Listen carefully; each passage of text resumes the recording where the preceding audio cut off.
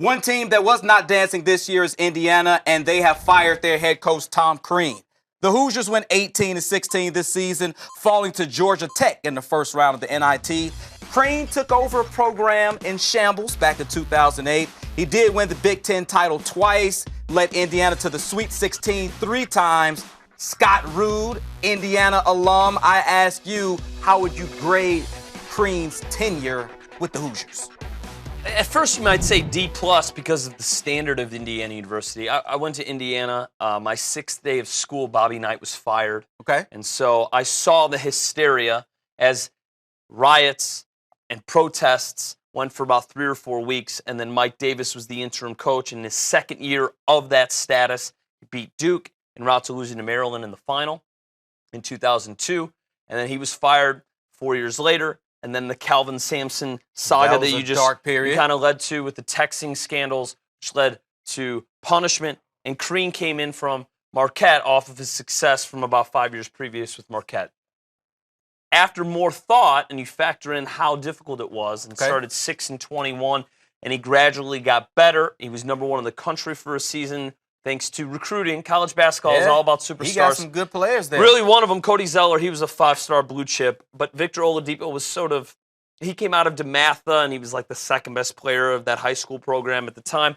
He came in, and he was cultivated properly. There's a lot of hits and a lot of misses, a lot of inconsistencies. He wasn't able to bring in everybody from the state of Indiana, which should be really a guarantee. However, during the scandal, Butler strengthened, Purdue strengthened, got a lot stronger Notre Dame all around strengthened. the state. So now all of a sudden you have 3 other formidable programs that clearly had proof that they can take guys away. So Indiana is like Nebraska football. They are not going. Bobby Knight from 1975 isn't bringing in Kent Benson. He's not bringing in Scott May. They're not coming in anymore. Heck, Sean May grew up in Bloomington, and he went to North Carolina. No doubt about it. So they don't bring in everybody anymore. But you're giving him a D+?